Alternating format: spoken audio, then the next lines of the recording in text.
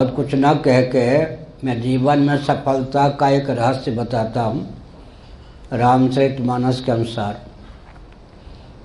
नीति और प्रीति में सामंजस्य साधकर व्यवहार कीजिए, असफलता का मुंह नहीं देखना पड़ेगा। नीति धर्म प्रीति काम, नीति और प्रीति में सामंजस्य साधकर जो व्यवहार करता है मुंह की नहीं खाता, अपने लिए अन्यों के लिए वरदान सिद्ध होता है। नीति के ही जो पक्षधर होते हैं कर्कश हो जाते हैं। ईमानदार पदाधिकारियों के साथ कोई बैठना पसंद नहीं करता, क्योंकि नीति के नाम पर कर्कशता की पराकाष्ठा हो जाती है। केवल प्रीति के जो पक्षधर होते हैं, एक दिल के टुकड़े हजार हुए, कोई यहाँ गिरा कोई वहाँ गिरा, वो हरियाणा के चांद और फिदा बन जाते हैं। इसलिए नीति और प्रीति में सामंजस्य साधने की कला जिसके जीवन में है, उसका जीवन अपने लिए अन्यों के लिए वरदान स्वरूप सिद्ध होता है।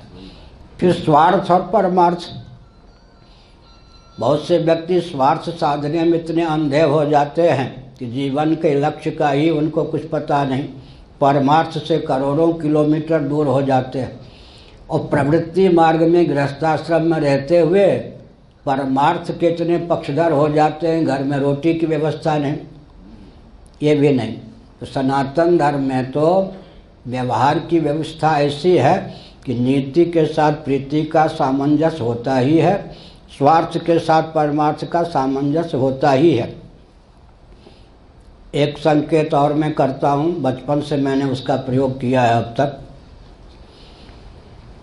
छोटा सा बच्चा ही क्यों ना हो, चींटी ही क्यों ना हो, असहाय प्राणी ही क्यों ना हो, किसी पर अनर्गल छाने का प्रयास नहीं करना चाहिए। और किसी को अपने ऊपर अनर्गल, मर्यादा का त्याग करके अनर्गल, किसी को अपने ऊपर अनर्गल छाने नहीं देना चाहिए। हमेशा विजयी रहेंगे या रहेंगी। किसी पर अनर्गल छाने का, नौकर भी हो, पत्नी भी हो या पति भी हो, बहुत सी देवियाँ पति पर अनर्गल छाने का प्रयास करती हैं, बहुत से पति पत्नी पर अनर्गल छाने का प्रयास करते हैं।